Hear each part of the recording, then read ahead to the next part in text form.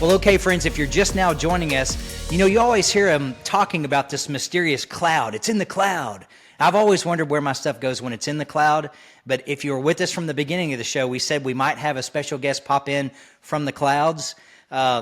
We do. We have our Michael Finke. Dr. Michael Finke has joined us from the clouds, somewhere in an unknown, disclosed location, and he's with us on the show today. So, Michael, thank you for joining us.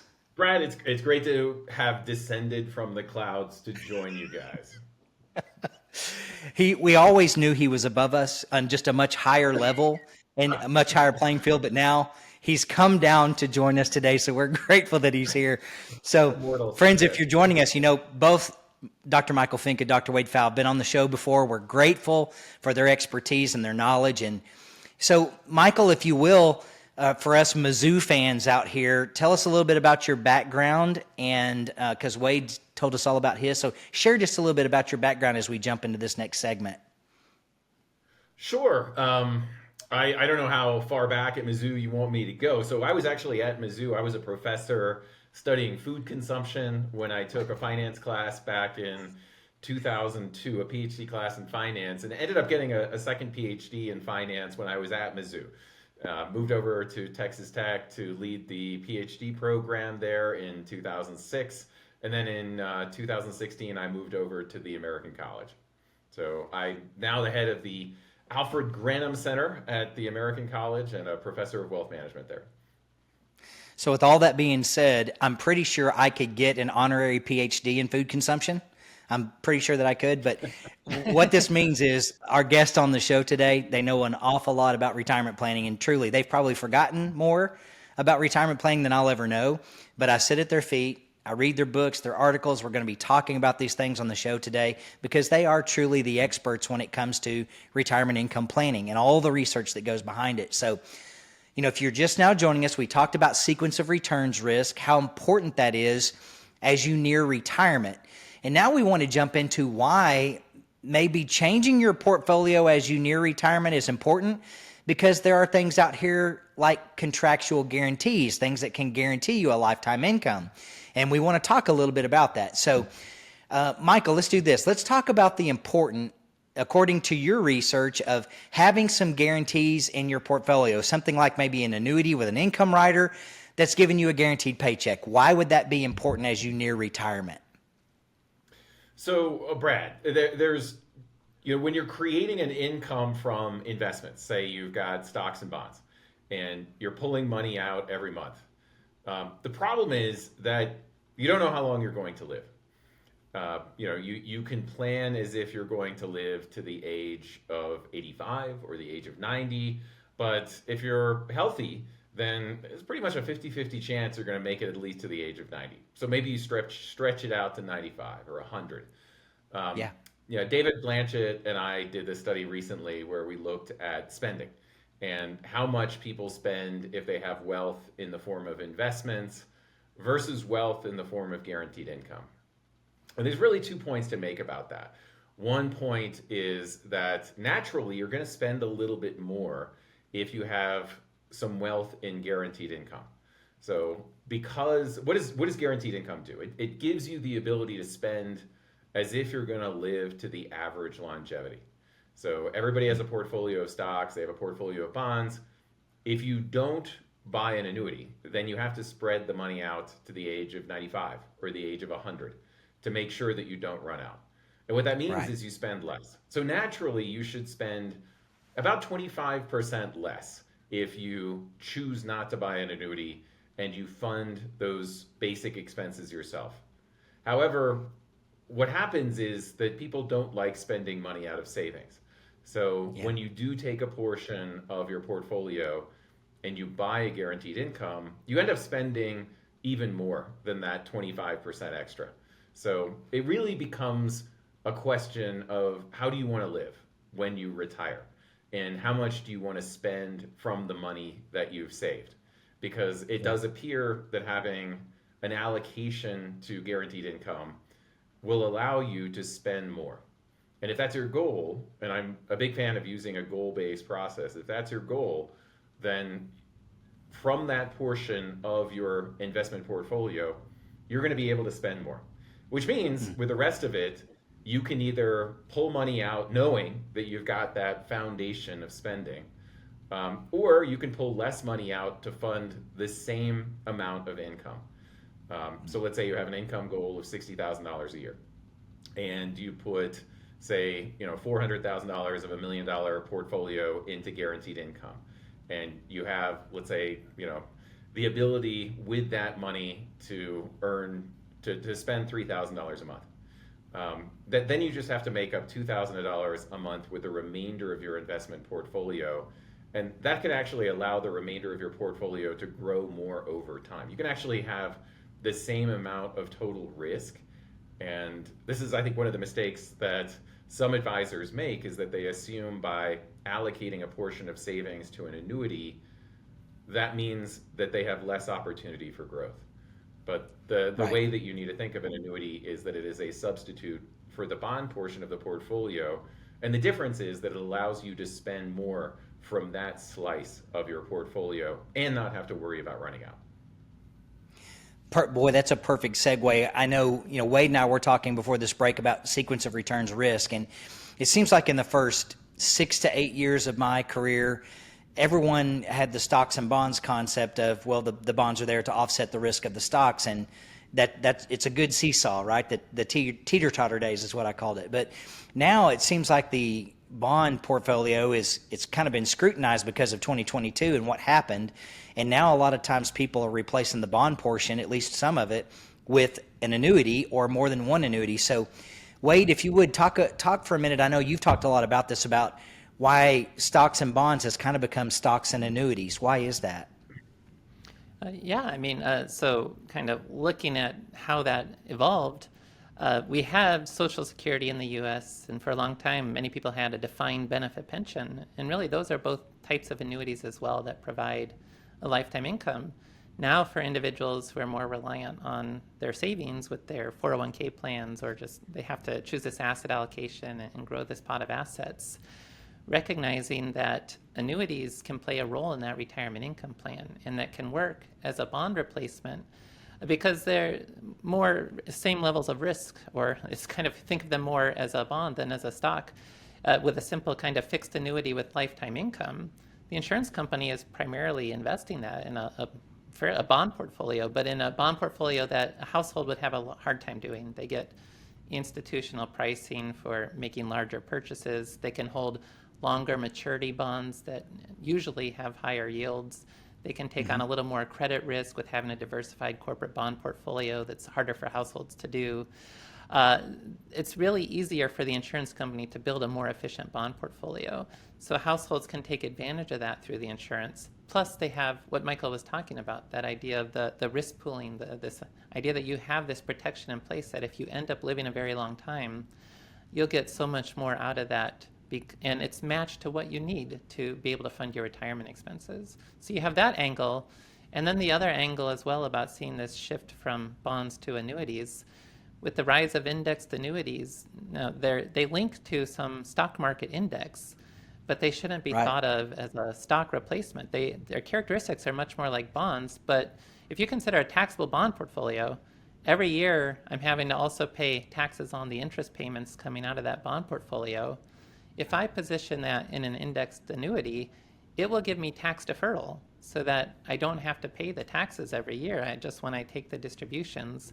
And then plus, it's going to be linked to a stock market index, but it's putting a structure around that reduces the downside risk, reduces some of the upside potential as well.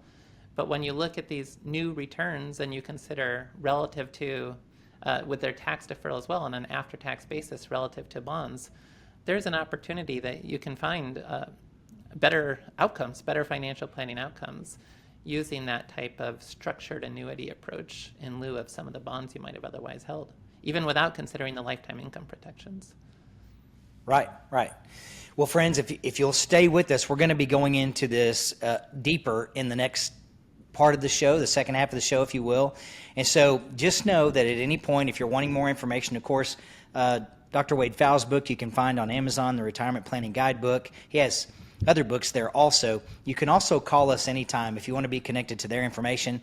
I have an entire library of our two guests today, from books to articles to things that they've written and been a part of. So call us anytime at 866-780-SAFE. That's 866-780-7233. There's always someone standing by to take your call. Now, friends, if you're just now joining us, we have two guests on the show with us today, Dr. Wade Pfau and Dr. Michael Finke.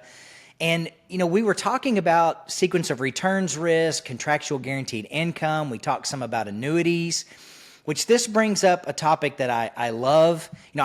I always say I'm one tiny little individual in Ozark, Missouri. I normally say Springfield because people are like, where in the world is Ozark?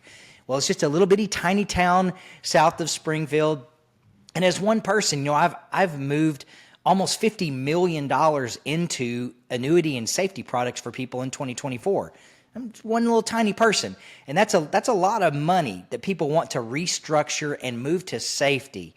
And there's a reason why. So maybe in the old days, you'd hear, all those people are crazy. You should never own an annuity. And now, actually, something we're going to talk about later in the show, I have an article here that says why Americans have invested $3 trillion into annuities. It's not new. It is a big deal right now. I personally just purchased a new one. I mailed the check off 2 days ago. I own 8 annuities. Why do I do this craziness? Well, it's all because of Michael Finke. It's because of his birthday cake analogy. It's because, so we were talking about earlier in the show when we didn't know if we were going to have a guest from the clouds. Wade knows this analogy so well, he wanted to do it. He was going to tell us about the birthday cake analogy.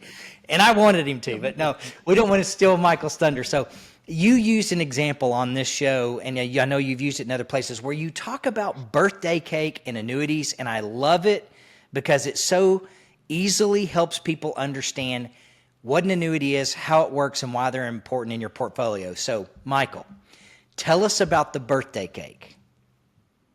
Well, Brad, so it is one of my favorite stories, and it's because it's so difficult to explain this idea that economists love of risk pooling and idiosyncratic risk and utility maximization. So if we can simplify it, it's all about when you don't know something in advance and you can pool the risk of not knowing, then you can actually live better. So imagine that you have a son and it's his birthday, he's having a party, he's going to invite somewhere between 5 and 40 kids to the birthday party. And you have one birthday cake.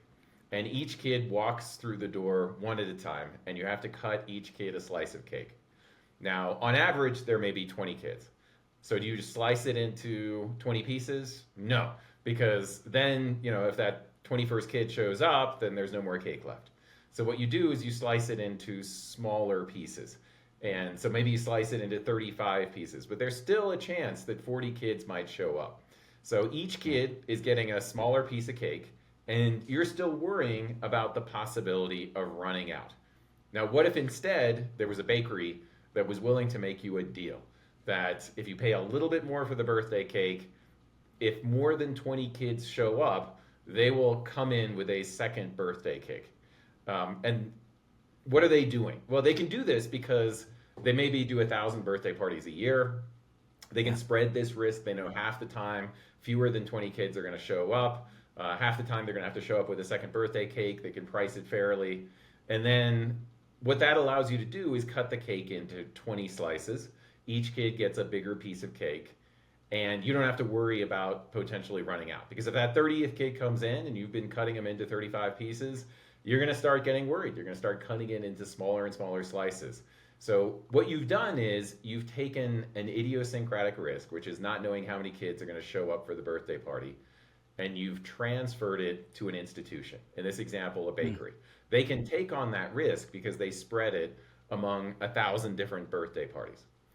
You do the same thing in retirement when you buy an annuity.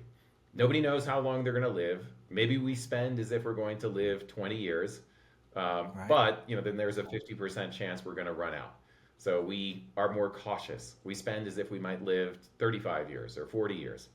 And what that means is that we're cutting our savings into smaller slices. And if we simply got rid of that risk by transferring it to an insurance company, we could spend more and we could worry less. And it's, idiosyncratic risks are all about uncompensated risks. In other words, we don't live better for taking those risks. Market risks allow us to, on average, live better. But longevity risk, we don't live better. So that's why economists call it a puzzle that people don't transfer that risk to an institution through an annuity. So good. And you don't realize how much you have impacted me and other people I know from just this example, because case in point, my little granddaughter, Gigi, Georgia Grace, she's been on the show several times. She just had her first birthday. And unbeknownst to my son and daughter-in-law, when they made the birthday cake, Papa went out and bought 2 other cakes just in case we ran out. And I had them over on the side, and they're like, what are those cakes for? And I was like, it's Finke. Finke's in my head. It's because, what if we run out? If we run out, we've got to have another cake here to replace it. So we did not run out. We didn't know how many people were going to show up, but we had plenty of birthday cake. So thank you so much for that example. And that brings up another great point. Wade, I want to ask you, I said I own 8. I know Tom Hegna publicizes he owns 13 annuities, and we have other people that have famous in the industry, they own 15 annuities. Why would someone want to own more than one? Should they own more than one? Why would that be a good idea or a bad idea? Talk a little bit about maybe a bucketing strategy and why a person might own actually more than one annuity.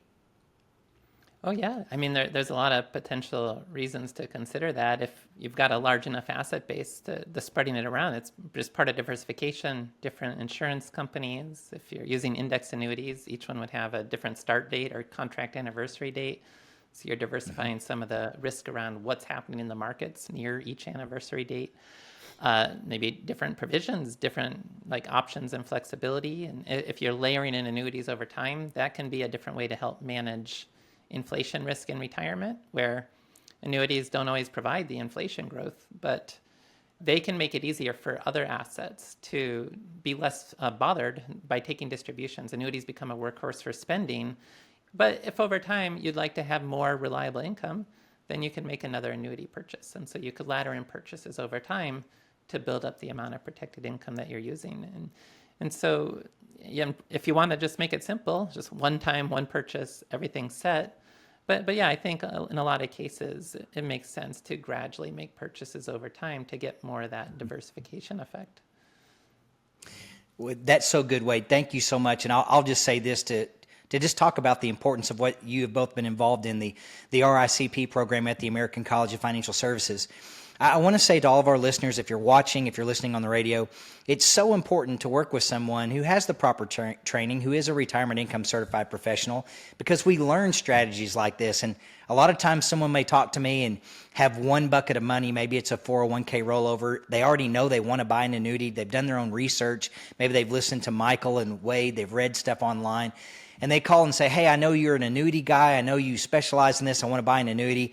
And when I suggest maybe we structure that into 2 or 3, turning on income riders at different times, they'll say, well, why would we want to do that?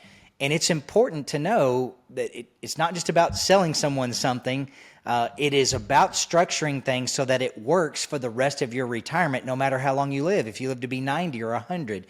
And so, like Wade was saying, it may be very important. You may have it all in one bucket. You may have a very simplistic situation, but you may have several family members. There may be a difference in age between you and your spouse. You may know that, hey, I may not need income right now, but I might really need quite a bit of income, a difference in income 10 years from now or 15 years from now. So there's all kinds of ways to structure them and put them in place with income riders, without income riders, growth-focused, income-focused. Make sure you're talking to someone who has the proper training to structure things correctly. So call us anytime. We are RICPs, both my son and I. You can call us at 866-780-7233. Ask for a free consultation. Ask for a copy of our information. We'll be happy to get it to you. Now, friends, if you're just now joining us, we've been talking about all kinds of things on the show today: stocks, bonds, the market, the ups and downs, diversity.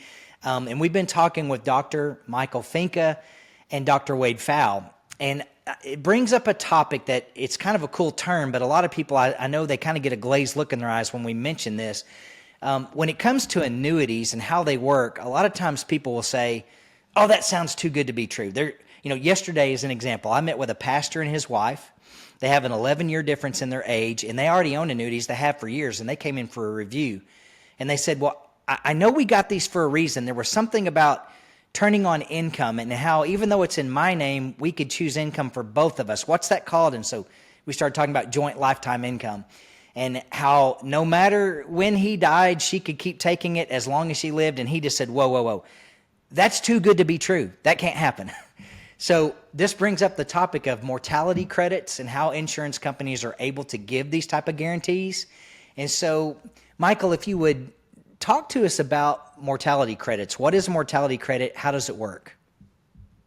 Well, mortality credit is really the difference in cost between buying income at a certain age yourself and then buying it through an insurance company. So let's say that the pastor wants to buy $20,000 of income at the age of 90. If he did it himself, he would have to say put away $10,000 of bonds today.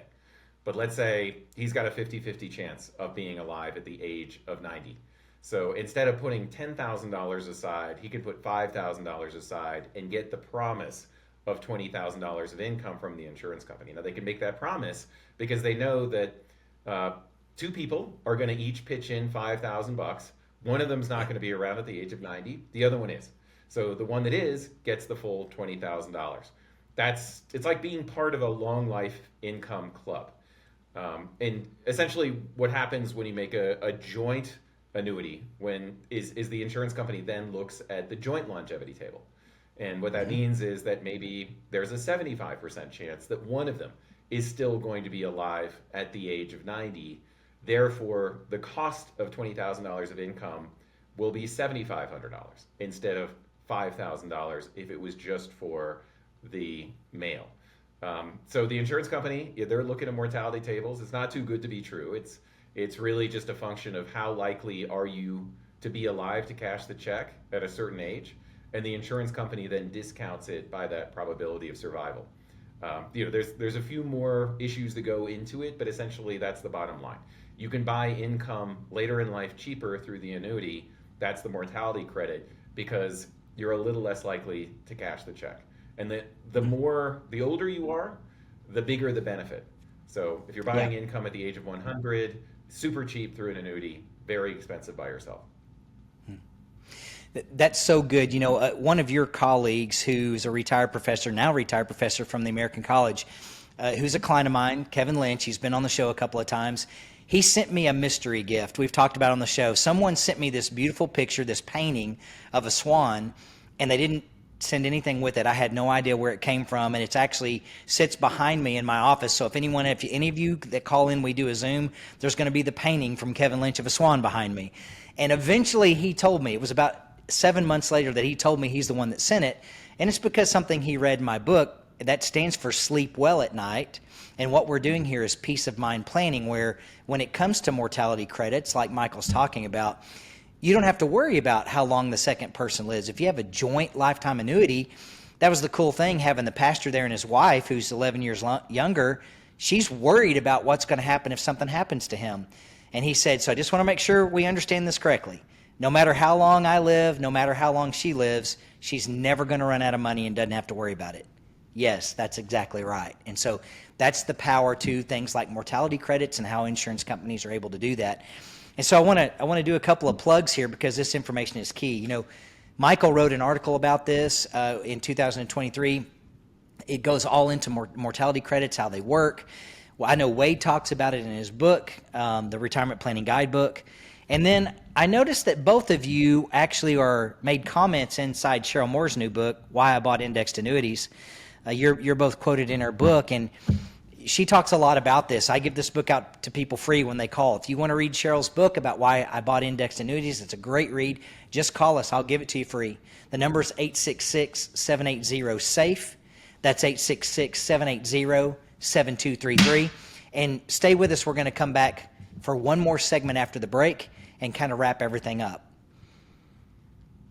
Okay, so thank you so much for joining us today, friends. I know we've had the beauty of having two incredible guests on the show, Dr. Michael Finke and Dr. Wade Pfau. And Wade, I want to talk about something that you helped create. I love research. That's why I follow all of your information. I read your articles, your books from both of you, and I rely on it. I've been sending that out in my kits to people. whenever they call and say, hey, I want to come in for a review, where do we begin? I begin now with the RISA. And that's something that you created with your hilarious partner, Dr. Alex Margia.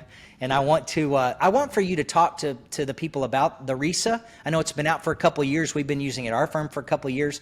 What is the RISA and how does it work, and why is it important for a retiree or a pre-retiree to work with someone who uses that? Yeah, so when it comes to retirement, people have different options about how they want to build a strategy. The consumer media will tend to default to an investment-based approach because pre-retirement, people are used to investing. So post-retirement, it's kind of, we'll just keep doing the same thing, just take distributions. We call that the total returns approach. There's also a lot of talk about things like bucketing, where you invest differently based on time horizons. And then there's the more classic protected income approaches, where before you start worrying about investing, make sure you have a floor of protected, reliable income to cover your lifetime. And these different options are out there, and the research Michael and I have done has really demonstrated how that protected income approach, actually the math can be in favor of it. But at the end of the day, that argument doesn't always hold sway with everyone. It's really, there's this competition between, if I want to spend more money in retirement than I could get through bonds, I could take that diversified investing approach, hope that generally, on average, the stock market should outperform the bond market and I can spend more in retirement. Or I can use that, what Michael was just describing, the mortality credits, the risk pooling of insurance, which is another way to be able to spend more than bonds. And they're competitive with each other, and so people have options. And so Alex and I were just trying to understand, how do people evaluate the trade-offs that they face in retirement to choose a retirement strategy as a starting point? How do they think about, am I comfortable with a purely investing approach? Would I be more comfortable with a safety-first, committed approach to have a protected lifetime income stream? And we found that there are these two primary factors. Probability-based versus safety-first is, am I comfortable relying on market growth, or do I want protections behind the assets for covering my core retirement spending? And then the other factor we found, optionality versus commitment. Do I really want to maximize flexibility for all my assets, or am I comfortable committing to a strategy that I know will solve for this and make me less worried? And kind of what you were describing about with Swan, the sleep well at night, I've got this taken care of. I don't have to worry about it on an ongoing basis.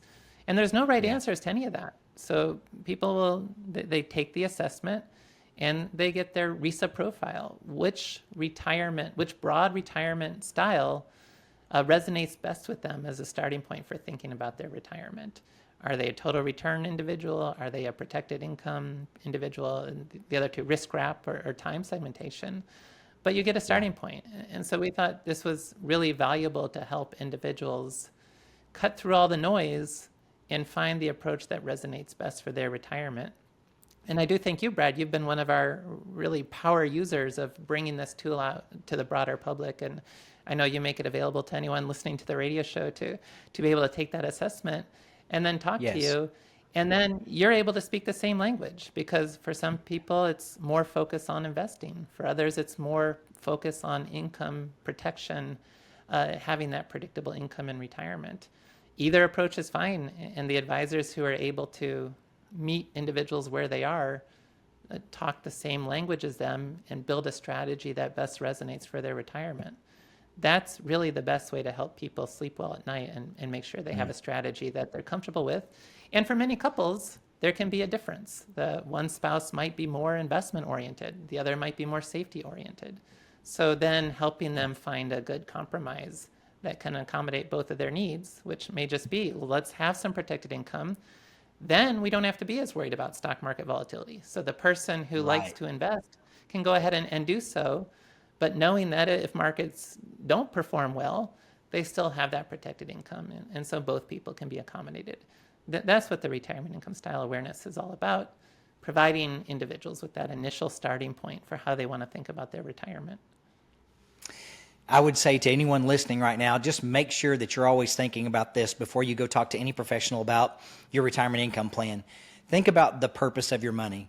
The purpose of what you want it to do for you should dictate where you put it and how you invest it. And so if you go talk to someone and they never ask you what's your purpose, what's your plan, do you need income or not, then really I think you should run the other way. That's probably more about their agenda and not yours. So the RISA is just so good. That's why we try to give it to every person if they've got the technology and we can send them an email and send them the link. We have loved following the research of any individual taking it, knowing they could be in a totally different bucket than the person before. We may have 5 people in a row be protected income, and then it be time segmentation, total return risk wrap. And there won't be a protected return person for 2 weeks. And so it's just neat to know we're sending something to them that's been created by professionals with their PhDs who understand this research. And we don't have anything to do with it. You're taking the assessment, then it's going to generate a report for you. It's going to tell you, the consumer, and us as the professional where you fall. And then it generates that report that we can go over together, and we can talk about why we should maybe choose certain buckets and certain strategies based on where you fall in that. So we're so grateful for that research. And anyone listening, you can call in anytime. We will provide that to you free of charge. We'll provide the report to you and the meeting free of charge. You can call us anytime to get that. So, guys, I'm gonna put you on the spot as we close. Just real quick answer. What one thing, if you were giving someone advice today, and I know they may call and they may be 18, they may be 50. I get it, they're in different places. But in light of where the world is today, what piece of advice would you give someone if they were saying, "Hey, I've got some money. What should I do with it?" That's a real blanket question. And I know it depends on them, but let's focus on specifically someone who's a pre-retiree or a retiree, maybe in that 55 to 65 window.